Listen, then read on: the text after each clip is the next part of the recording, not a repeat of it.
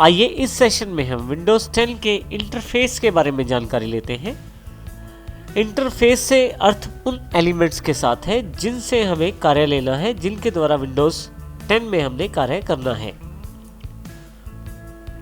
Windows 10 के interface में काफ़ी सारे नए फीचर्स ऐड किए गए हैं। इसके अलावा विंडोज़ 7 और विंडोज़ 8 के भी काफ़ी सारे फीचर्स इसमें पहले से शामिल किए गए हैं। जब आप अपने कंप्यूटर में विंडोज़ 10 इंस्टॉल करते हैं और पहली बार उसे ऑन करते हैं विंडोज़ को, तो आपके सामने विंडोज़ 10 का कुछ इस प्रकार का इंटरफेस उपलब्ध होता है जिसे डेस्कटॉप कहते हैं। आपके पास कंप्यूटर ऑन होने के पश्चात जो सबसे पहली स्क्रीन उपलब्ध होती है उसे डेस्कटॉप कहते हैं। विंडोज़ 10 के डेस्कटॉप के बारे में जानते हैं। सबसे पहले नीचे वाली पट्टी यदि आप देखें, यहाँ से लेकर बिल्कुल लास्ट तक, ये सारी बार टास्क बार कहलाती है। टास्क बार में काफ़ी सारे बटन्स उपलब्ध हैं, काफ़ी सारे सेक्शन बने हुए हैं, जिसमें सबसे पहला और इम्पोर्टेंट सेक्शन है स्टार्ट बटन। स्टार्ट बटन पे यदि आप क्लिक करें एक बार, तो आपके पास स्टार्ट मेन्यू खुल जाएगा। स्टार्ट मेन्यू यहाँ दो भागों में विभाजित है। सबसे पहले ये लेफ्ट सेक्शन है जो बिल्कुल विंडोज़ 7 जैसे मेन्यू जैसा दिखाई देता है। यदि आप राइट हैंड साइड वाले मेन्यू को देखें तो यह बिल्कुल विंडोज़ 8 के एप्स मेन्यू जैसा है। विंडोज़ 10 में जो एप्स शामिल की गई हैं उन्हें यूनिवर्सल एप्स भी कहते हैं। यहाँ यदि आप देखें तो काफ़ी सारी एप्स टाइल्स के रूप में हैं, जैसे कि यहाँ एक्सबॉक्स जैसा एक ऐप है जो टाइल्स मेन्यू के रूप में है। परंतु सबसे अच्छी बात यह है कि बिना ऐप को खोले ही आप उसकी जानकारी ले सकते हैं कि उसके भीतर क्या है और वो किस प्रकार की जानकारी आपको देना चाहता है। जैसे यहाँ पे एक्सबॉक्स एक गेम को रिप्रेजेंट करती है ऐप, वहीं पे यहाँ पे ये वाली ऐप न्यूज़ को रिप्रेजेंट करती है। तो इस प्रकार आप अलग अलग ऐप्स को खोले बिना ही देख सकते हैं वो कौन सी जानकारी आपको देना चाहती हैं। जो ऐप्स इस प्रकार से स्लाइड शो चलाकर आपको जानकारी देती हैं उन्हें लाइव टाइल्स भी कहते हैं। आप इन लाइव टाइल्स का साइज भी चेंज कर सकते हैं, इनको रीअरेंज भी कर सकते हैं। इस तरह के बहुत सारे फीचर्स इन लाइव टाइल्स के साथ अटैच हैं। इस प्रकार से यदि हम स्टार्ट मेन्यू को देखें तो स्टार्ट मेन्यू में लेफ्ट साइड पे बिल्कुल 7 जैसा इंटरफेस दिया गया है और राइट हैंड साइड पे विंडोज़ 8 जैसे फीचर्स इंक्लूड किए गए हैं। माइक्रोसॉफ्ट विंडो 10 में यदि आप किसी ऐप को खोलना चाहते हैं तो आप स्टार्ट बटन पर क्लिक करें और यहाँ पे आप अपनी ऐप को ऑल ऐप्स में से जाकर चुन सकते हैं। यहाँ पे आपको वो सभी ऐप्स मिल जाएंगी जो आपके विंडोज़ 10 के ऑपरेटिंग सिस्टम पे इंस्टॉल्ड है, जो आपके कंप्यूटर में इंस्टॉल्ड है, वो सभी ऐप्स आपको यहाँ मिल जाएंगी। यहाँ एक नया फीचर यदि आप देखें तो अल्फ़ाबेटिकली सॉर्ट किया गया है ऐप्स को। जैसे ए वाली ऐप्स पहले दिखाई गई हैं, फिर सी से जो नाम है ऐप्स के उनकी जानकारी दी गई है। इस प्रकार अल्फ़ाबेटिकली सॉर्ट किया गया है ऐप्स को। यदि आप वापस जाना चाहते हैं तो बैक बटन पर क्लिक करें, यहाँ से आप फिर से वापस आ जाएंगे। इसी प्रकार से यदि आप यहाँ ऊपर की तरफ ध्यान दें, जिस यूज़र नेम से मैंने लॉगिन किया है उस यूज़र का नाम यहाँ पे दिखाया जा रहा है। जैसे यहाँ पे बेस्टो के नाम से यूज़र है जिसके नाम से मैंने लॉगिन किया है। इसी तरह से आप किसी भी ऐप को खोलने के लिए टाइल्स मेन्यू का भी प्रयोग कर सकते हैं। यहाँ पे काफ़ी सारे ऐप्स पहले से शामिल किए गए हैं। आप चाहें तो किसी भी ऐप को यहाँ पे पिन भी कर सकते हैं। उसके लिए आप अपनी मनपसंद ऐप पे जाएं, राइट क्लिक करें और पिन टू स्टार्ट करें। पिन टू स्टार्ट करते ही वो ऐप आपके पास टाइल्स मेन्यू में जुड़ जाएगी।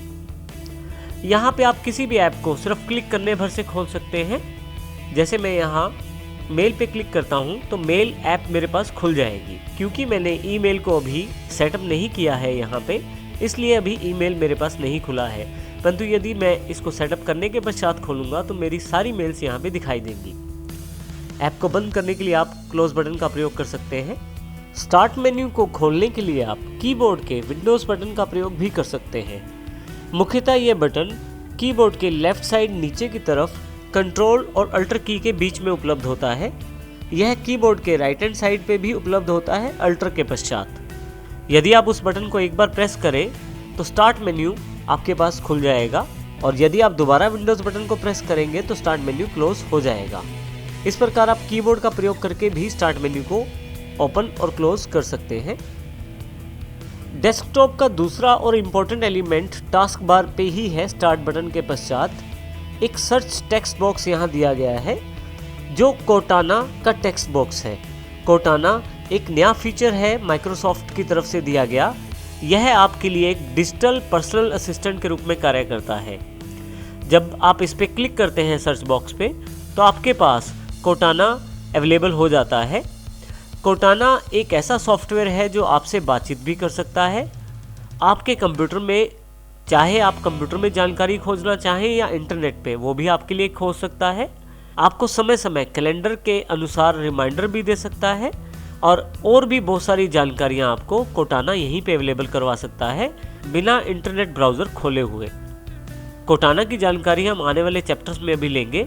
कोर्टाना के सर्च टेक्स्ट बॉक्स के बिल्कुल साथ आपके पास टास्क व्यू रूप में एक बटन उपलब्ध है। टास्क व्यू एक नया फीचर है जो विंडोज़ 10 में ऐड किया गया है। इससे आप डेस्कटॉप पर जितनी भी एक्टिव एप्लीकेशंस हैं उन सबको एक साथ टास्क्स के रूप में देख सकते हैं अपनी स्क्रीन पे। जितनी भी टास्क्स मेरे पास एक्टिव है उन सबको मैं एक साथ अपने डेस्कटॉप पर देख सकता हूँ टास्क व्यू के द्वारा।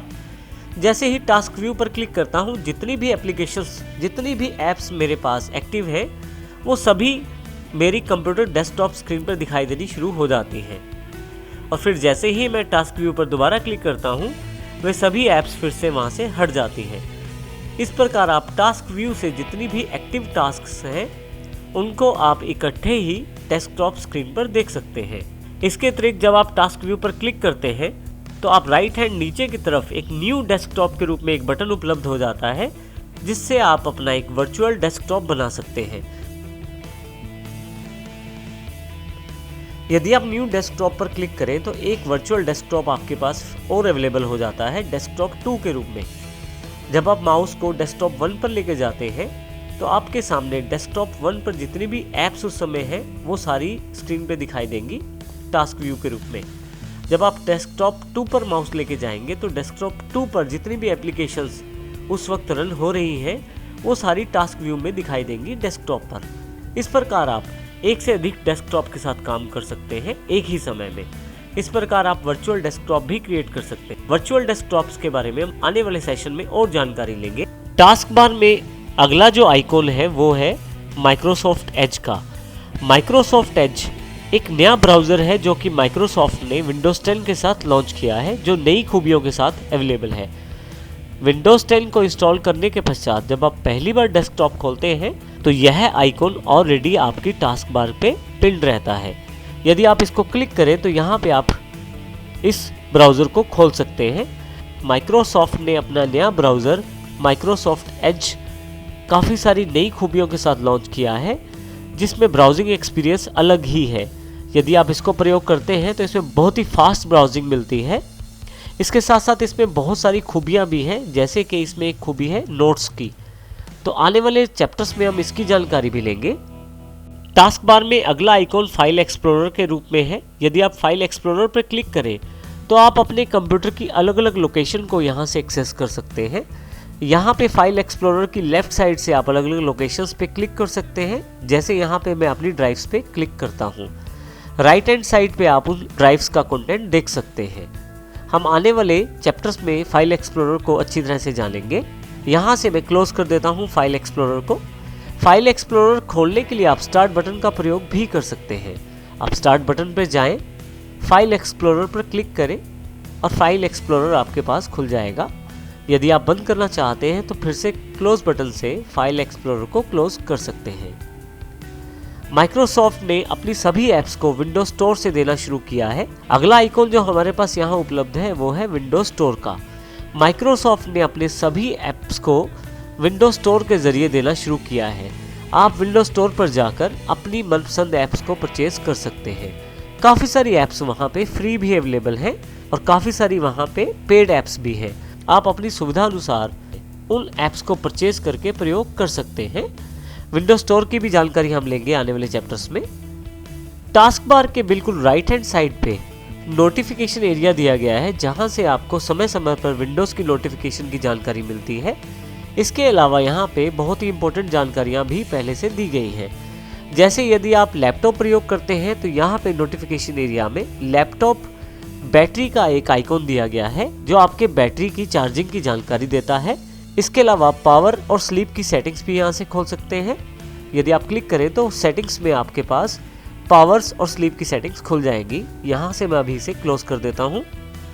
इसके अतिरिक्त आप यहाँ से ब्राइटनेस की सेटिंग भी कर सकते हैं। देखिए यहाँ क्लिक करते ही ब्राइटनेस बढ़ती चली जाएगी और फिर दोबारा क्लिक करने पर ब्राइटनेस कम हो जाएगी। इसी तरह से बैटरी सेवर को ऑन ऑफ कर सकते हैं यदि आपकी बैटरी कम है तो। अगला आइकॉन यहाँ पे वाईफाई की जानकारी देने वाला है। यहाँ पे यदि आप क्लिक करें तो आपके पास जितने भी वाईफाई कनेक्शंस अवेलेबल हैं उनकी जानकारी एक लिस्ट के रूप में आ जाएगी। जिस वाईफाई कनेक्शन से आप कनेक्ट करना चाहते हैं यदि आप उसको क्लिक कर दें तो आपके पास कनेक्ट का ऑप्शन आ जाएगा। आप यहाँ से उससे कनेक्ट कर सकते हैं। इसी तरह अगला जो आइकॉन है वो स्पीकर का है।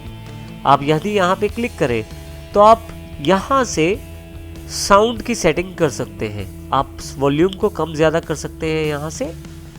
सबसे आखिरी बटन जो है वो है एक्शन सेंटर्स का। बिल्कुल एक नए रूप में एक्शन सेंटर यहाँ उपलब्ध है काफ़ी सारे फीचर्स के साथ। जब आप यहाँ एक्शन सेंटर बटन पर क्लिक करेंगे तो एक्शन सेंटर आपके पास ओपन हो जाएगा। एक्शन सेंटर में आपके पास काफ़ी सारी नोटिफिकेशन यहाँ ऊपर की तरफ दी जा रही है। यदि आप यहाँ देखें तो 2 नोटिफिकेशन मेरे पास यहाँ अवेलेबल हैं।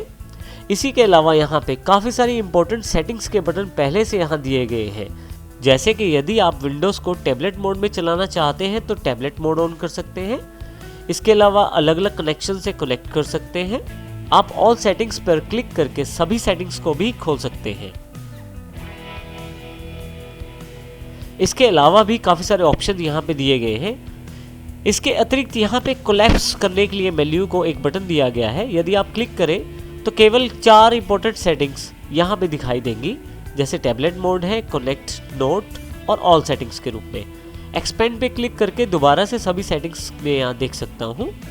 एक्शन सेंटर की खास बात यह है कि इसमें समय समय पर जितनी भी नोटिफिकेशन विंडोज़ की तरफ से रहती है वो सभी यहाँ आपके पास दिखाई देनी शुरू हो जाती हैं। ये बिल्कुल एक नए रूप में एक्शन सेंटर को पेश किया गया है। इसके अलावा सबसे पहले एक छोटा सा एरो का बटन है। यहाँ पे प्रेस करके आपके सभी हिडन आइकॉन्स की जानकारी भी आप ले सकते हैं जो इस वक्त सिस्टम ट्रे में अवेलेबल नहीं है। जैसे कि मेरे पास यहाँ पे इंटेल के HD ग्राफिक्स के ड्राइवर की जानकारी है, वन ड्राइव की जानकारी है जिसमें मैंने अभी साइन इन नहीं किया हुआ, और इसी तरह से ई-लैन पॉइंटिंग डिवाइस की जानकारी भी यहाँ अवेलेबल है। यहाँ इसको दोबारा बंद करने के लिए आप फिर से हाइड कर सकते हैं। सबसे लास्ट में आपके पास कैलेंडर और डेट की जानकारी है। यदि मैं यहाँ क्लिक करूँ तो विंडोज़ ने एक नए रूप में कैलेंडर और टाइम को शो किया है। यहाँ आप डेट और टाइम की सेटिंग्स देख सकते हैं और चेंज भी कर सकते हैं। यहाँ यदि आप ध्यान दें तो ऊपर की तरफ डेट की जानकारी दी गई, यदि यहाँ ऊपर की तरफ ध्यान दें तो टाइम की जानकारी दी गई है, नीचे की तरफ आपको मंथ की जानकारी दी गई है और फिर से नीचे की तरफ दिनों की जानकारी भी यहाँ दी गई है। पूरे महीने का एक कैलेंडर आपके सामने यहाँ शो किया गया है जो कि दिसंबर महीने का है यहाँ पे। इसके अतिरिक्त आप डेट टाइम सेटिंग्स पे क्लिक करके एडवांस सेटिंग्स भी खोल सकते हैं डेट और टाइम से रिलेटेड, लेकिन अभी मैं इसको यहाँ क्लोज कर देता हूँ। बिल्कुल लास्ट में एक बटन दिया गया है जो शो डेस्कटॉप के नाम से है। यदि मैं यहाँ क्लिक करूँ तो डेस्कटॉप पर जितनी भी एप्लीकेशंस हैं मेरे सामने दिखाई देंगी। यदि मैं इन सब एप्लीकेशंस को यहाँ से मिनिमाइज़ करके पीछे की तरफ देखना चाहता हूँ तो फिर से शो डेस्कटॉप पे क्लिक करूँगा तो डेस्कटॉप की पूरी स्क्रीन मेरे सामने वापस आ जाएगी, और फिर से यदि दोबारा क्लिक करूँगा तो फिर से वो सभी ओपन एप्लीकेशंस भी मेरे सामने आ जाएंगे। इस प्रकार मैं यहाँ से डायरेक्ट डेस्कटॉप देख सकता हूँ। यदि डेस्कटॉप में ऊपर वाले भाग में देखें तो यहाँ पे आपके पास एक बैकग्राउंड में एक पिक्चर दी गई है विंडोज़ 10 की। आप राइट क्लिक करके काफ़ी सारी सेटिंग्स यहाँ खोल सकते हैं जिसमें व्यू है, सॉर्ट है, रिफ्रेश है, ग्राफिक प्रॉपर्टीज इत्यादि काफ़ी सारे ऑप्शन हैं, और डिस्प्ले सेटिंग्स भी यहाँ से आप ओपन कर सकते हैं। यदि मैं यहाँ क्लिक करूँ तो मेरे पास डिस्प्ले सेटिंग्स खुल जाती है, परंतु अभी मैं यहाँ से इसे क्लोज कर देता हूँ।